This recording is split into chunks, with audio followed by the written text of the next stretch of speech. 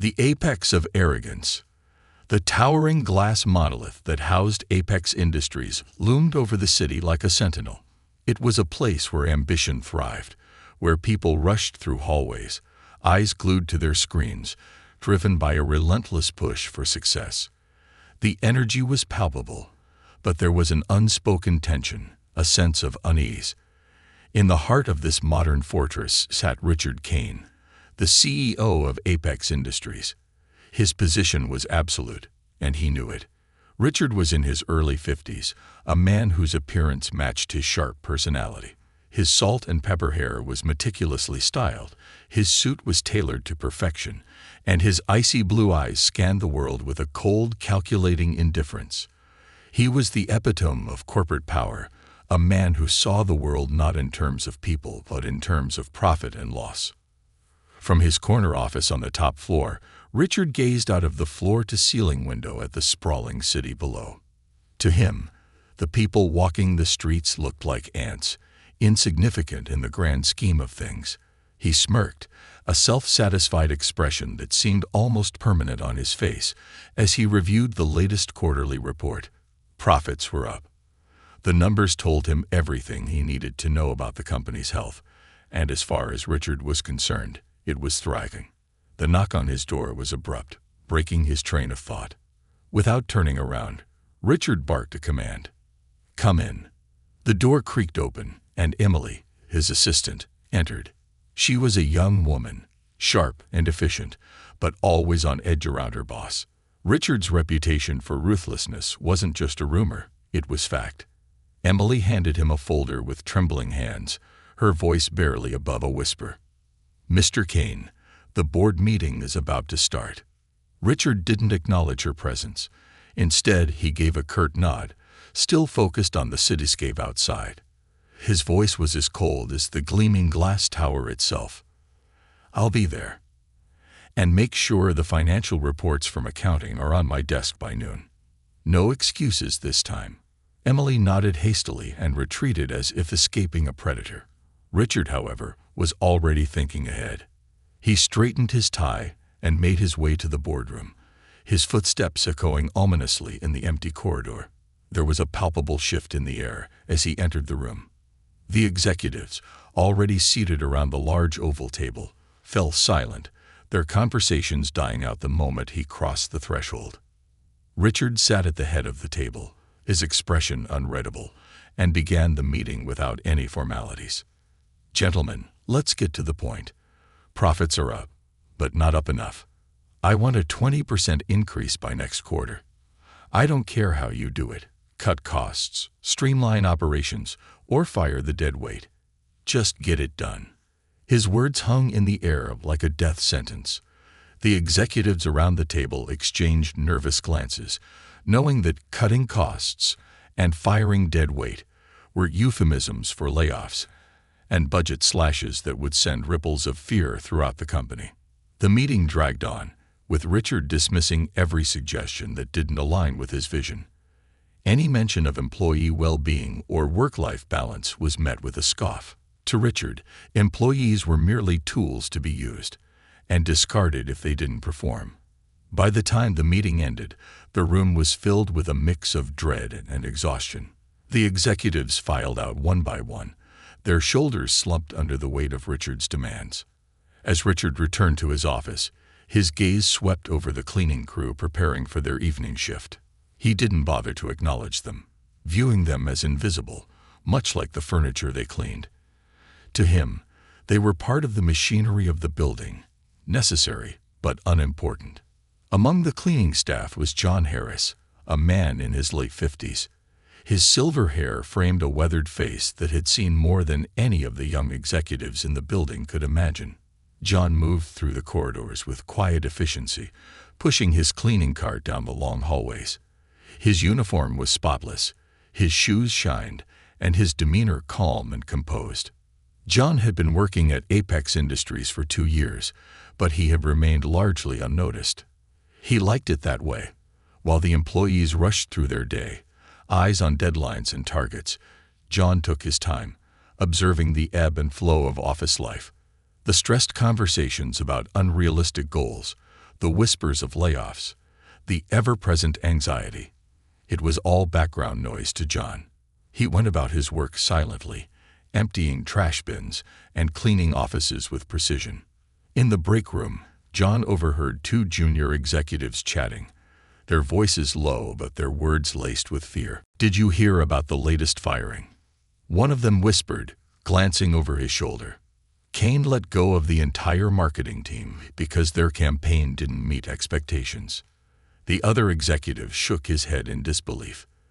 "That's Kane for you. He'd sell his own mother if it meant a bump in the stock price." John listened without comment, his face a mask of neutrality. He had heard this kind of talk before. It was the saying in every corporate environment: cutthroat competition, leaders driven by greed, and workers living in constant fear. But John wasn't just a janitor, and the stories circulating in the office didn't surprise him. He had seen far worse during his previous life, a life he kept hidden from everyone in the building. As the break room conversation continued, John moved on, pushing his cart down the hall. He had his own secrets, and in this place where everyone wore a mask, his was the most impenetrable. What no one knew, and what Richard Kane would soon learn the hard way, was that John Harris had once been more than just a janitor. He had lived a life of danger, honor, and sacrifice, one that had taken him to the farthest corners of the globe. John was a retired Special Forces operative, and while the world of high finance and ruthless CEOs seemed far removed from the battlefields he had known, John knew that the nature of conflict was always the same. The war might have changed, but John's skills, and his sense of justice, remained sharp as ever. As the cleaning crew finished their shift and the building grew quiet, John couldn't help but feel the familiar stirrings of something long buried deep inside him. He had left that life behind, but sometimes the past had a way of catching up when you least expected it. Little did Richard Kane know, his next decision would ignite a chain of events that would reveal who John Harris truly was.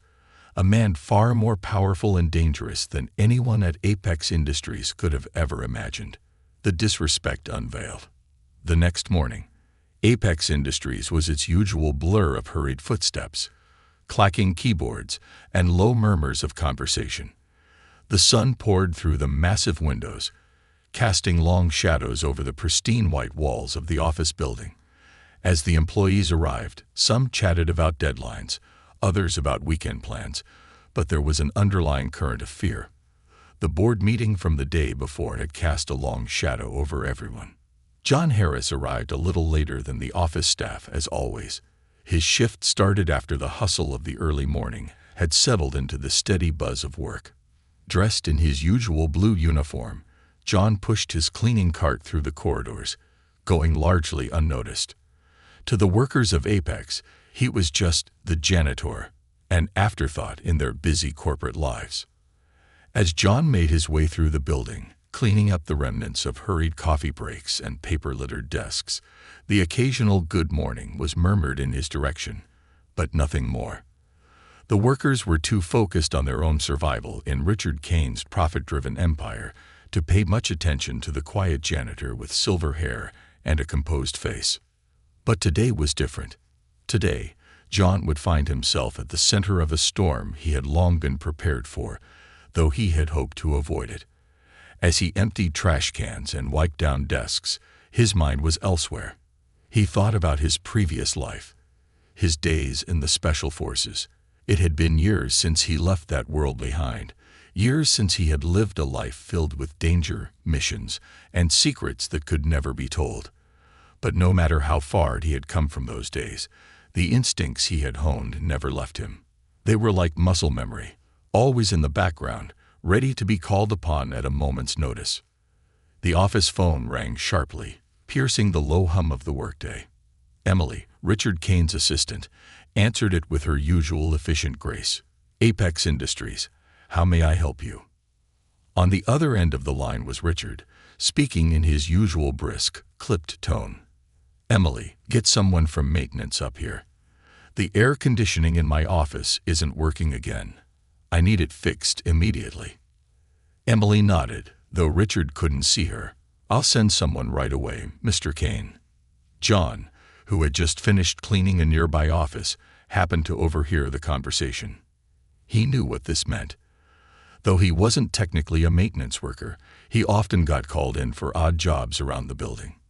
His work ethic and efficiency had earned him some trust among the staff, and he was known for fixing small issues quickly and without complaint.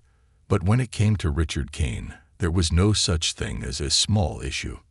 Emily caught John's eye as he walked past her desk. "John, Mr. Kane needs the air conditioning in his office fixed. Can you take a look?" John gave a polite nod. "Of course, Emily. I'll head up there now." He made his way to the elevator and pressed the button for the top floor. The elevator ride was swift, but as the doors slid open to reveal the executive suite, John could feel a shift in the atmosphere. The tension in this part of the building was always thicker, heavier. The air seemed to crackle with the weight of ambition, fear, and power. Here, every employee knew that one misstep could cost them their job, and possibly their future. John approached Richard's office, where the door was slightly ajar. He knocked lightly and pushed the door open, revealing the CEO sitting behind his massive oak desk. The air in the office was indeed warmer than the rest of the building, and Richard's face was twisted into a scowl as he stared at his computer screen. Without looking up, Richard waved his hand dismissively. "Just fix it," he muttered. John, used to the cold demeanor of the CEO, nodded without a word. He walked over to the air conditioning unit near the window and began inspecting it. As he worked, the sound of Richard's sharp typing on the keyboard filled the silence of the room. Minutes passed, with neither man saying a word. Suddenly, Richard's voice cut through the quiet. "How long is this going to take?" John didn't look up from his work. "Shouldn't be much longer, sir. Just a minor adjustment." Richard's scowl deepened, his eyes narrowing as he glanced up from his screen. For the first time, he really looked at John, really saw him.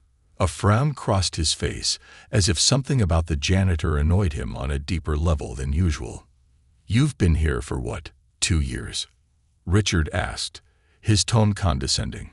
John paused for a moment, then nodded. "Yes, sir. 2 years." Richard leaned back in his chair, crossing his arms over his chest. "And in those 2 years, you haven't made much of an impression, have you?" John straightened up, turning to face Richard fully. His expression remained neutral, though his eyes held a calm intensity. "I try to do my job well, sir. That's what matters." Richard snorted, a cruel smile playing on his lips. "Do your job well. You clean up after everyone else's messes. That's hardly impressive." John's jaw tightened slightly, but he said nothing. He had dealt with men like Richard before, arrogant, self-absorbed, and blind to the value of others. It was nothing new to him. Richard wasn't finished, though. He stood up from his desk and walked toward John, his voice dripping with disdain. "I built this company from the ground up. I make decisions that affect hundreds of lives every day. And what do? You empty trash cans and mop floors. You're just a janitor. You'll never be anything more." John felt the familiar surge of anger rise within him, but he kept it in check. Years of discipline had taught him how to control his emotions, how to stay calm in the face of provocation. He didn't respond to Richard's taunts, instead turning back to the air conditioning unit to finish his work. But Richard wasn't done. His voice grew louder, more mocking. "I bet you never amounted to anything before this either. Probably bounced around from one dead-end job to another. No ambition, no drive. Just another invisible nobody in a world full of nobodies." John tightened a screw on the unit, forcing himself to focus on the task at hand. But inside, something was shifting. He had faced enemies on battlefields far more dangerous than this office, but somehow Richard's words cut deep in a way that surprised him. It wasn't the insults themselves. It was the complete lack of respect, the dehumanizing way Richard saw him, not as a man but as an expendable tool. Finally, John finished adjusting the air conditioning and straightened up, wiping his hands on a rag. He turned to Richard, his expression still calm, but his voice steady and firm. "The unit's fixed. Should be working properly now." Richard waved his hand dismissively. "Good. Now get out of here." John gave a slight nod and made his way toward the door, his back straight, his steps measured. As he reached for the door handle, Richard's voice rang out again, a final parting shot. "And don't think you're irreplaceable. You're nothing here, Harris. Nothing." John paused for a moment, his hand resting on the door. Without turning around, he replied, his voice quiet but with an edge of steel beneath it. "We'll see about that, Mr. Kane." With that, John left the office, his footsteps echoing down the hallway.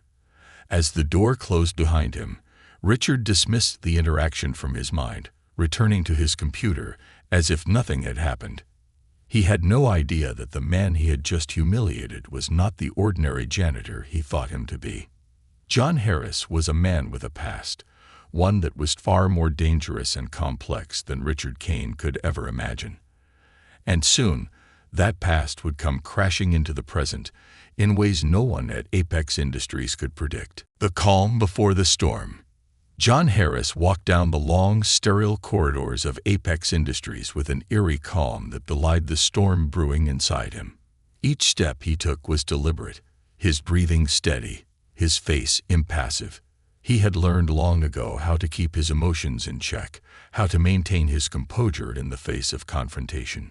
In his former life, losing control could have meant death. In this corporate world, it meant something different, but the stakes felt just as high. As he pushed his cleaning cart into the service elevator, John replayed the encounter with Richard Kane in his mind. The CEO's sneering face, the words dripping with contempt, the dismissiveness. It was all too familiar. John had seen men like Richard before, not in boardrooms, but on battlefields and in briefing rooms.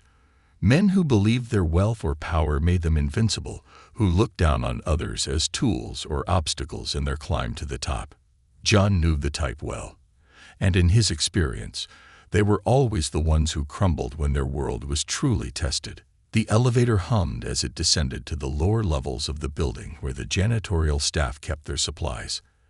As John stood in the small, confined space, his mind wandered to a different time and place.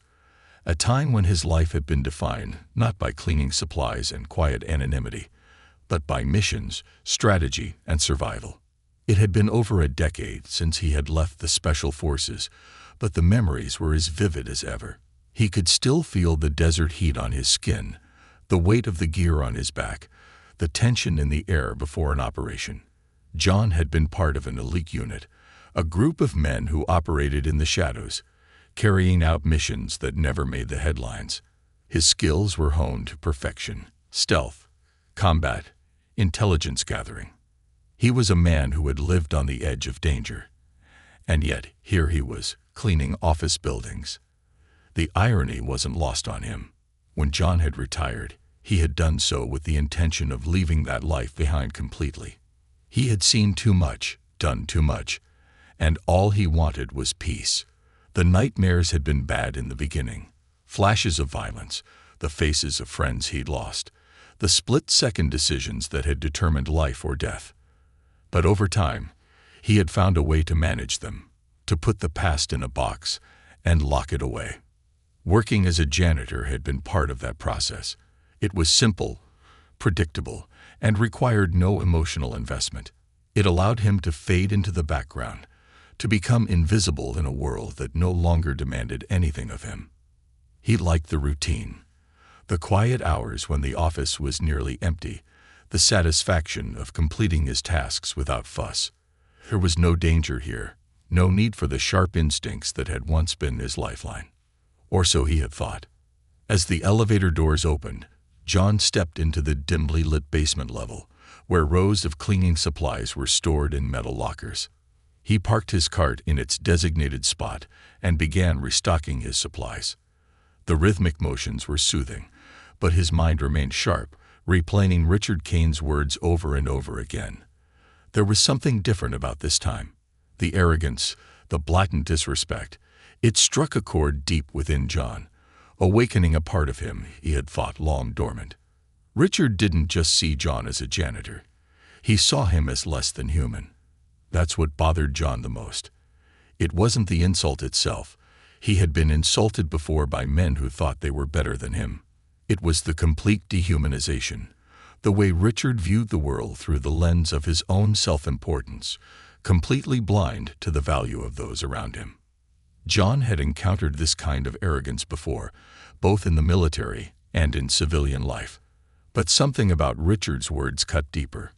Maybe it was the fact that John had worked here for 2 years, quietly doing his job without complaint, only to be treated like dirt by a man who couldn't see past his own ego. Maybe it was because, despite all the effort John had put into leaving his past behind, the encounter had reignited something in him that he had long tried to suppress. It wasn't anger, exactly. It was more like a deep, simmering resolve. As John finished restocking his supplies, he heard the familiar sound of footsteps approaching. He turned to see Carlos, one of the younger janitors, walking toward him with a grin on his face. Carlos was in his early 30s, full of energy and always ready with a joke or a story to lighten the mood. He had become one of the few people John actually talked to during his shifts. "Hey, John," Carlos called out, waving. "You just missed the fireworks up there with the big boss." John raised an eyebrow, but said nothing, knowing Carlos would fill in the details soon enough. "I heard from Emily," Carlos continued, his voice lowering conspiratorially. "Apparently, Mr. Kane's been on a rampage all day. Something about the board not meeting their targets or whatever. The guy's losing it. Man." John nodded, unsurprised. He had seen Richard's temper flare more than once, but it had never affected him directly, until today. "Anyway," Carlos said, leaning against the supply locker, "I'm guessing you got stuck with one of his rants, huh? Guy needs to chill out. I don't care how much money you have. There's no excuse for treating people like garbage." John gave a non-committal grunt, his mind still elsewhere. He appreciated Carlos' attempt at conversation, but something inside him was shifting, realigning itself in a way he hadn't felt in years. "Hey, you good?" Carlos asked, noticing John's distant expression.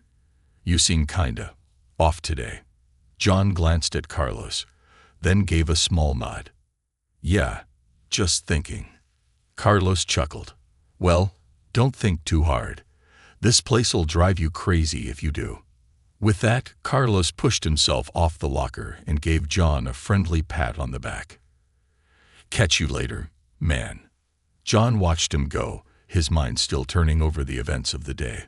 The encounter with Richard had stirred something in him, something he hadn't felt in a long time. It was a sense of purpose, a feeling that maybe, just maybe, it was time to stop hiding in the background.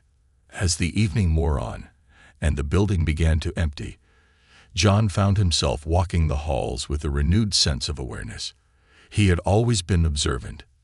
His military training had ingrained that in him. But now he was seeing things with a different perspective. The fear in the eyes of the employees, the tension that gripped the office like a vice, the way people avoided eye contact with the higher-ups, it all painted a picture of a toxic, fear-driven environment. An environment that Richard Kane had cultivated with his relentless pursuit of profits at any cost. But John knew something Richard didn't. Power, real power, wasn't about wealth or status. It wasn't about how many people you could fire or how high your stock price climbed. It was about strength, resilience, and the ability to face adversity head-on. John had faced adversity before. He had faced enemies far more dangerous than Richard Kane, and he had survived. He had walked through fire, both literal and metaphorical, and come out the other side stronger for it. And now, standing in the empty, sterile halls of Apex Industries, he felt that fire beginning to burn again. The decision came to him quietly, without fanfare, but with the kind of certainty that only comes from years of experience. He wasn't going to let Richard Kane, or anyone else, treat him, or anyone in this building, like they were worthless. John had left behind a life of a warrior, but the warrior hadn't left him. And now, it was time to take a stand, not just for himself, but for everyone in this company who had been crushed under the weight of Richard's arrogance. As he locked up the janitorial closet for the night, John Harris made a silent promise to himself. He would stay in the shadows for now, continue his work without drawing attention. But when the time came, when Richard Kane pushed too far, John would be ready. The storm was coming, and this time, John wouldn't be standing on the sidelines. He would be at the center of it, and Richard Kane would never see it coming. The breaking point. The next week at Apex Industries felt like a powder keg ready to explode. The tension that had simmered beneath the surface for months was now palpable in every corner of the office. Employees whispered anxiously about new directives from the top, and the atmosphere was thick with fear. Richard Kane's demands for ever-increasing profits had reached a fever pitch, and the pressure on the managers trickled down to everyone else. John Harris continued his routine, moving silently through the halls with his cleaning cart, a silent observer to the unfolding chaos. He watched as the stress mounted, the cracks forming in the once efficient machine that was Apex Industries. He could see it in the strained faces of the workers, in the way people flinched at every email notification or unexpected phone call. Rumors swirled that Richard was preparing to make sweeping cuts in the workforce, a move that would leave many without a job just before the holidays. John moved from office to office, emptying trash bins and cleaning surfaces, all while keeping an eye on the subtle shifts around him. His military instincts were on high alert now. He could sense when an operation was going off course, and that's exactly what this felt like. The office wasn't a battlefield, but the psychological strain on the people here was just as real as anything he'd experienced in combat zones. It wasn't just the rank-and-file employees who were on edge. John noticed that even the senior managers were acting differently. Conversations were more hushed. Doors were closed more often than usual, and there was an unmistakable air of anxiety that pervaded the executive suite. John had seen fear in men before, the kind of fear that came when they realized the ground beneath them was slipping away. And now he saw that same fear etched into the faces of men and women who had spent their entire lives climbing the corporate ladder. But no one seemed more oblivious to the growing discontent than Richard Kane himself. Richard was as ruthless as ever, issuing directives from his corner office like an emperor dispatching orders from his throne. The profits of Apex Industries were still on his mind, and he seemed utterly unconcerned with the human cost of his ambitions. Every morning, he arrived at the office, sharply dressed, and with a look of supreme confidence on his face. His interactions with his employees had grown even more curt, and the respect he had once commanded through fear was beginning to erode. And that erosion was speeding up. John was cleaning the boardroom late one evening when he overheard a conversation that stopped him in his tracks. He had been wiping down the long mahogany table when the door cracked open, and two executives stepped inside, not noticing the janitor working in the corner. John remained silent, his back to the door. As he continued cleaning, his ears tuned to the conversation. "I don't know how much longer I can deal with this," one of the executives muttered, his voice strained. "Tell me about it," the other replied in a low voice. "Kane's lost it. He's talking about cutting another department, and HR is scrambling to figure out how to handle it." Another one. "We've already slashed the marketing team to the bone. What's left to cut? It, maybe. Or customer service. Doesn't matter. Whoever it is, they're out by the end of the quarter. Kane's determined to show the board he can deliver, no matter the cost." The first executive cursed under his breath. "This is going to blow up in his face. People are on edge. We're losing good employees, and the ones who are left are terrified. You can't run a company like this forever." John continued wiping the table, making sure to keep his movements slow and deliberate. He didn't need to hear the rest of the conversation to know what was happening. Richard was pushing his workforce to the brink, and sooner or later, it would all come crashing down. That night, as John locked up the building, his thoughts turned inward. He had been a soldier for most of his life, trained to endure hardship and push through adversity. But he had never been blind to the needs of the men under his command. The success of any mission depended not just on the skills of the individuals, but on the strength of the team as a whole. Richard Kane didn't seem to understand that. He treated his employees like expendable assets, cogs in a machine that could be replaced without a second thought. But that was a mistake. John had seen firsthand what happened when leaders lost sight of the human element, when they pushed too hard and ignored the warning signs of collapse. In the military, it meant lives were lost. Here, it meant livelihoods would be destroyed. John knew he wasn't just a janitor, not in the way Richard saw him. He had the skills, the experience, and the knowledge to understand what was happening here better than most. And the more he thought about it, the more he realized that he couldn't stay on the sidelines any longer. It was time to act. The next day, John arrived at the office earlier than usual, his mind sharp with purpose. He had spent the night considering his next move, weighing the risks and the potential consequences. He wasn't afraid of what might happen to him. He had faced far worse in his life, but he wanted to make sure that whatever he did would have the maximum impact. This wasn't just about Richard Kane anymore. It was about the people in this building, the ones who were too afraid to speak out, too fearful of losing their jobs to stand up to the man who was driving them into the ground. John knew that taking on a man like Richard required more than just confronting him head-on. That would only play into the CEO's hands, allowing him to dismiss John as an angry employee with a chip on his shoulder. No, this had to be strategic. It had to be planned carefully, just like the missions John had led in the past. Step 1 was gathering information. John had always been good at blending in, at moving through spaces without drawing attention to himself.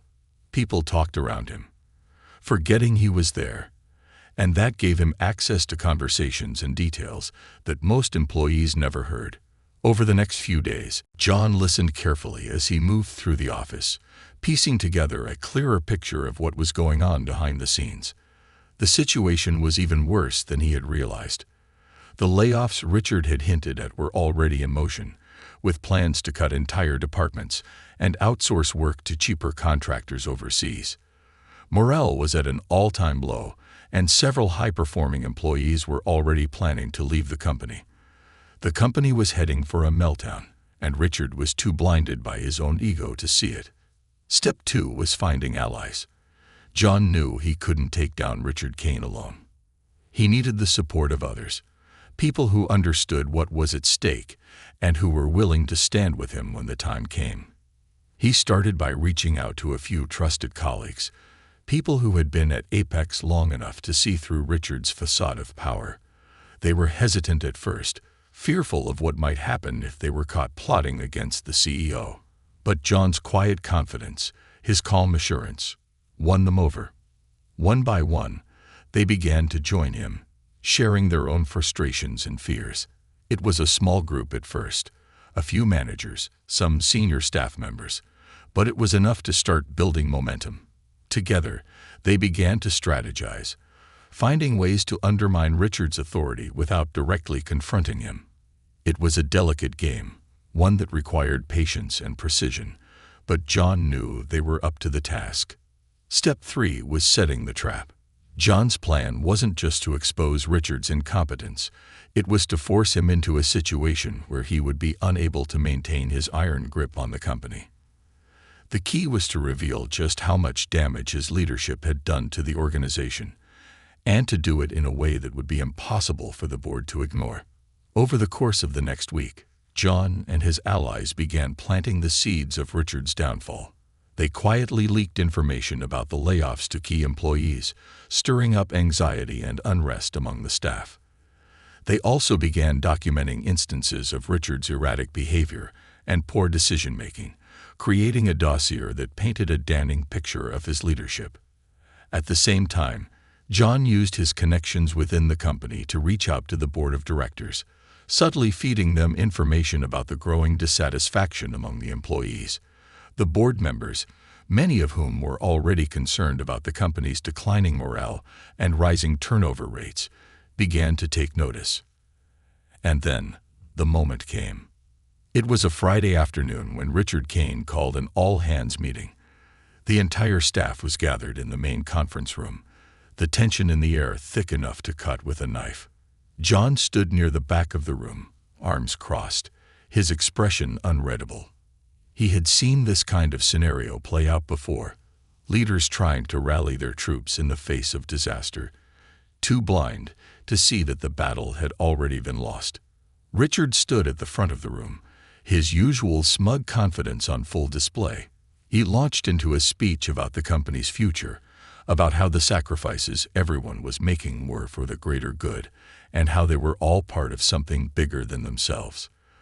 But the words rang hollow, and John could see it in the faces of the employees around him. No one was buying it anymore. As Richard droned on, John exchanged a glance with one of his allies, a senior manager who had been instrumental in gathering the information that would soon be revealed.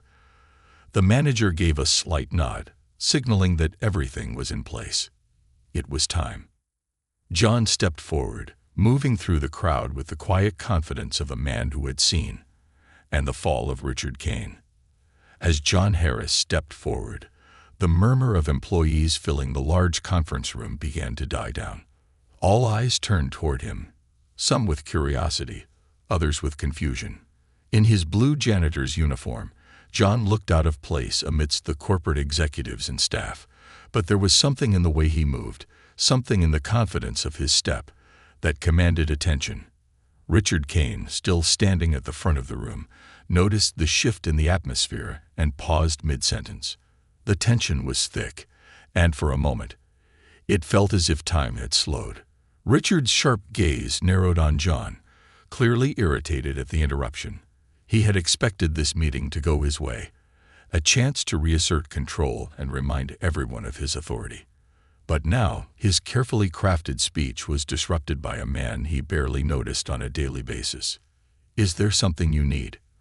Richard said, his voice dripping with condescension as he addressed John. The room was so quiet that the soft clicking of the ceiling fans seemed loud. John didn't respond immediately. He took a moment to look around the room, his eyes scanning the faces of the employees he had silently worked alongside for 2 years. They had endured Richard's tyranny for far longer than anyone should have to, and today it was going to end. With calm and measured movements, John reached into his pocket and pulled out a small USB drive. "I think it's time we all see the truth, Mr. Kane," he said, his voice strong but controlled, the weight of his words hanging in the air. Richard's face darkened. "The truth," he scoffed. And what would a janitor know about the truth of this company?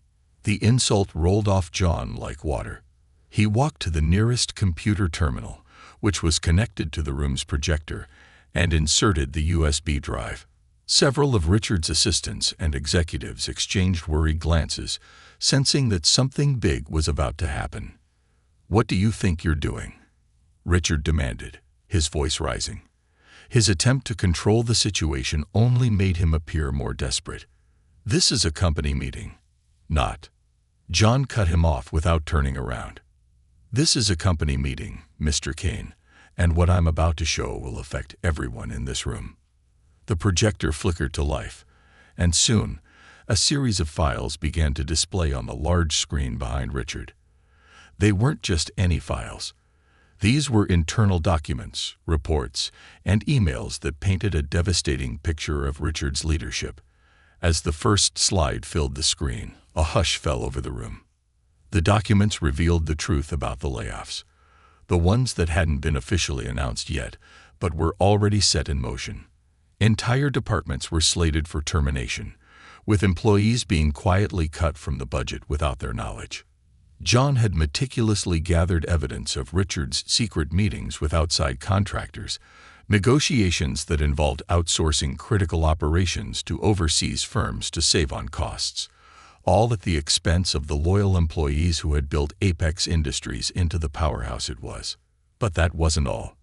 The slides also detailed Richard's personal dealings, backdoor financial arrangements that funneled company resources into his own ventures.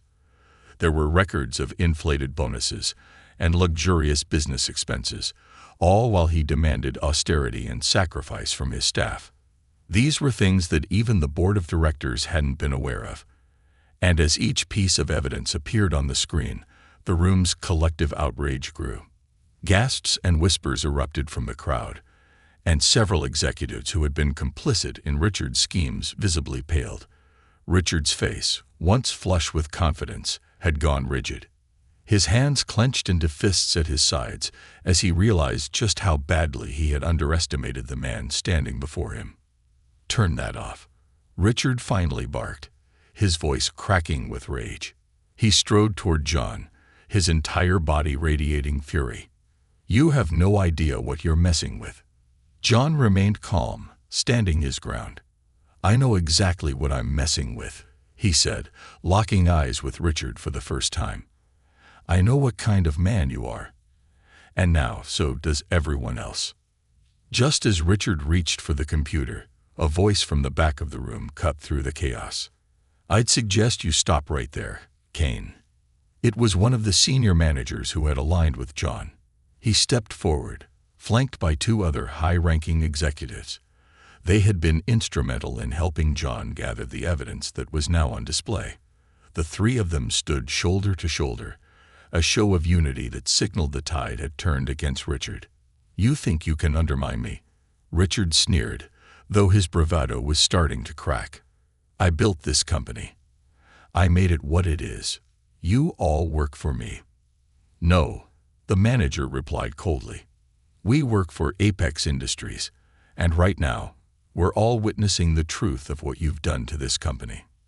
As the tension in the room escalated, John took a step back, letting the others confront Richard. His role in this part of the operation was over. He had set the wheels in motion, and now it was up to the company to deal with the fallout. Richard's eyes darted around the room, searching for allies, but he found none. Even his most loyal lieutenants seemed unwilling to meet his gaze. The employees who had once feared him now watched with a mixture of anger and vindication, their resentment toward him bubbling to the surface.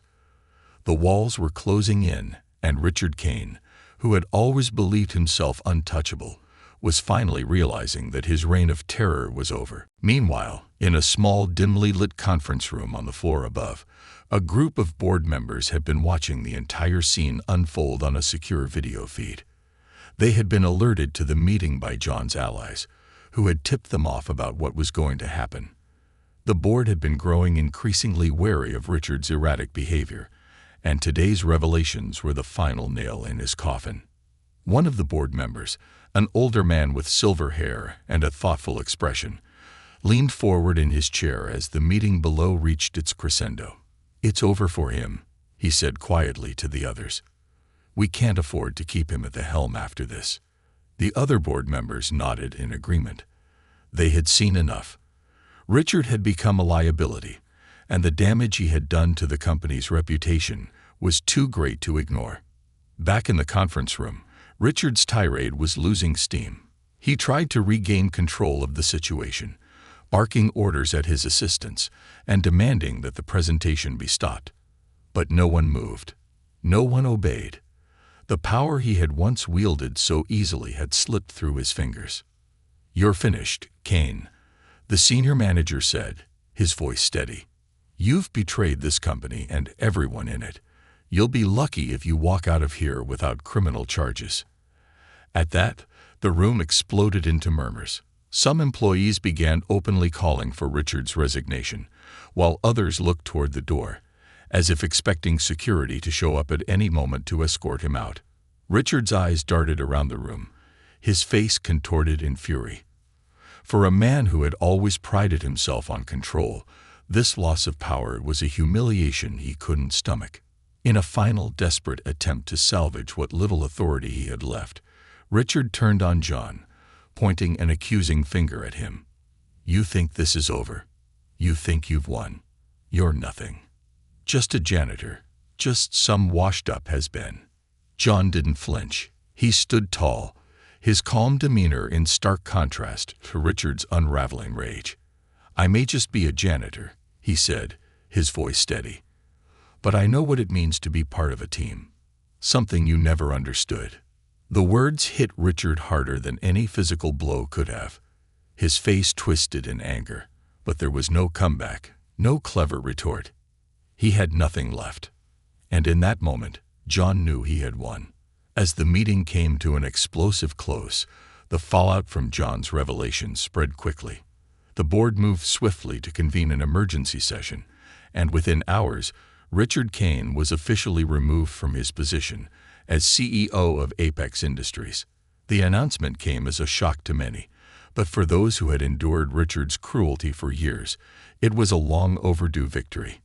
John, for his part, quietly returned to his routine, content in the knowledge that he had helped bring down a tyrant. He didn't seek recognition or accolades for what he had done.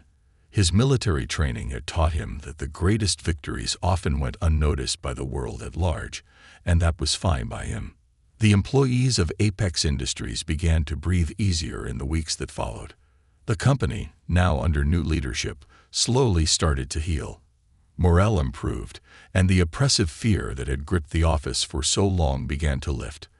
And while most of the staff never knew the full extent of John's role in bringing about this change, those who did treated him with a newfound respect. For John Harris, it was never about glory or revenge.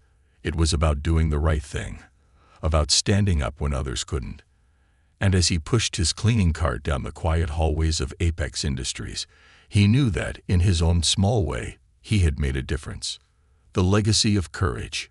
The weeks following Richard Kane's removal from Apex Industries were a whirlwind of change. The announcement of his dismissal sent ripples through the corporate world, and employees felt a sense of cautious optimism. However, for John Harris, the janitor who had taken on a titan and won, life continued quietly. He remained as invisible as ever, moving through the company's sleek, modern offices with a calm and steady presence. John hadn't sought attention, and true to his character, he had no desire for the spotlight. Yet, despite his attempts to stay under the radar, word of his role in the downfall of Richard Kane slowly spread through the company. The cleaning staff, once regarded as little more than fixtures, began to notice how employees treated John differently. They would greet him in the hallways with respectful nods, some even offering words of gratitude. There was no fanfare, no parades, just simple acknowledgments of a man who had changed the course of the company. But even as the company adjusted to its new leadership, John knew that there was more at stake than simply replacing one man at the top. Apex Industries was in need of real systemic change. For years, it had been driven by profit margins at the expense of its people. The damage Richard had done went deeper than anyone had imagined, and it would take time to rebuild trust, restore morale, and create a culture of accountability and empathy. John was not naive. He knew that corporate structures were slow to shift. However, he also knew that it was possible, and he wasn't done yet. One evening, John was mopping the floors in a rarely used corridor when he was approached by Sarah Gibbons, a senior executive who had been one of Richard's trusted lieutenants.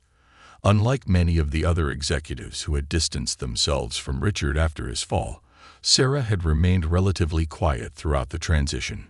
She had a reputation for being tough but fair, and her dedication to the company was well known. John noticed the hesitation in her step as she approached. "John," Sarah began, her voice tentative. "Can we talk for a minute?" John straightened, wiping his hands on a cloth tucked into his belt. He had seen her coming and already sensed that this conversation would be different from the usual polite exchanges. "Of course," he said, his voice neutral but welcoming. Sarah seemed to struggle with her words for a moment before continuing. I wanted to thank you," she said, her eyes meeting his, "for what you did, for standing up when the rest of us didn't." John raised an eyebrow. He had not expected this from Sarah, one of the more composed and strategic members of the executive team. "I wasn't trying to be a hero," he said after a pause.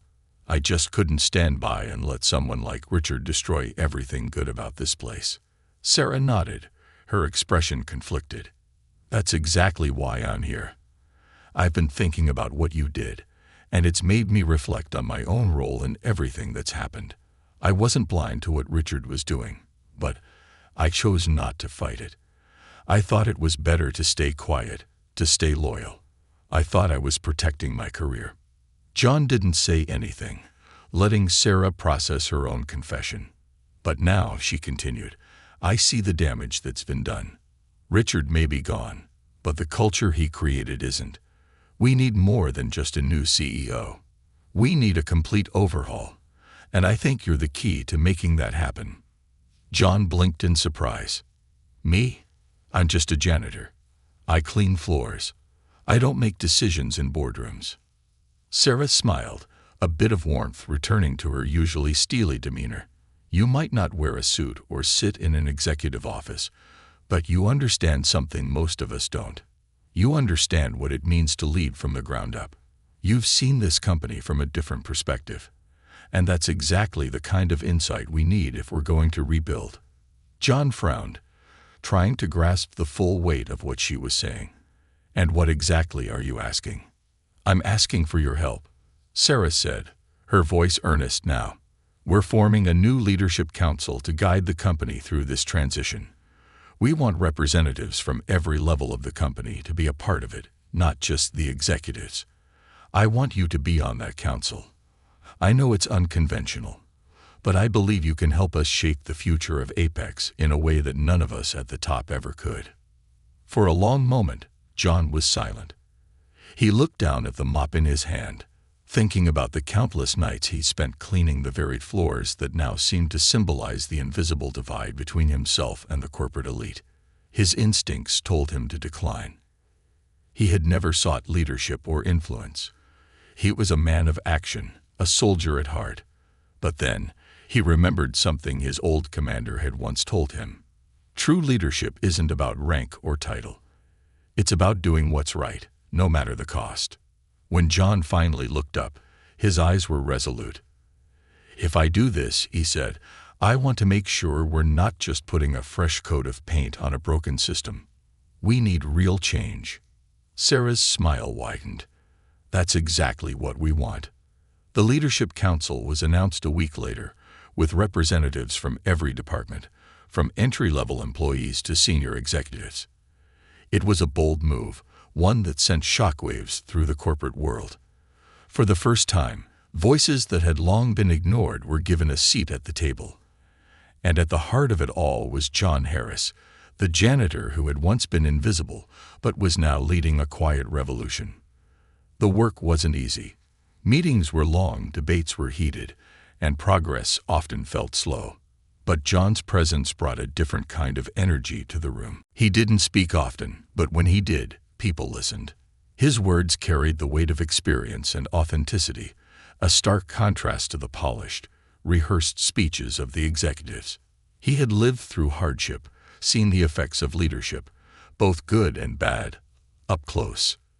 And more than anything, he knew how to bring people together. One of the first changes the council implemented was a restructuring of the company's hierarchy. No longer would employees be treated as expendable resources, shuffled around or discarded at the whim of a CEO. Instead, they would be viewed as integral parts of the company's success, with a say in how the business was run. Employee engagement programs were launched, offering training, career development, and opportunities for advancement to those who had previously been overlooked. The company also established a comprehensive review system for its leadership, ensuring accountability at every level. But the most significant change came in the form of a new mission statement, one that John had helped craft. It wasn't filled with corporate jargon or vague promises. It was simple and direct. Apex Industries stands for its people. We rise together, we succeed together, and we lead with integrity. The effects of the new culture began to ripple through the company. Productivity improved, not because employees were pushed harder, but because they felt valued. Morale soared, and for the first time in years, there was a sense of unity and purpose within the walls of Apex. John continued his work as a janitor, still pushing his cart through the hallways each night, but his role on the Leadership Council gave him a new kind of influence, one that came from his unwavering commitment to doing what was right. Months later, during an all-company meeting, John was invited to speak. It was a rare occasion for him to address the entire company, and as he stood before the crowd, There was no sign of nerves or hesitation. He spoke plainly, as he always did, with a quiet confidence that had become his trademark. "I've been asked a lot about why I did what I did," John began. "Why I stood up to Richard Kane, why I've taken on this new role. The truth is, I didn't do it for recognition. I didn't do it to change the world. I did it because I believe in people. I believe that no matter what your job is, no matter where you come from, you deserve to be treated with respect and dignity." He paused, looking out at the faces of the employees who had come to see him as more than just a janitor. "I'm not a CEO, and I never will be. But I do know this. True leadership comes from service. It comes from listening, from understanding, and from standing up for what's right, even when it's hard. That's how we'll keep moving forward, together." The room erupted into applause, not for a janitor or a hero, but for a man who had quietly shown them the true meaning of courage and leadership. John Harris' legacy was not one of wealth or power. It was a legacy of resilience, integrity, and the belief that one person, no matter how small, could make a difference. And in the halls of Apex Industries, that legacy would live on for generations to come.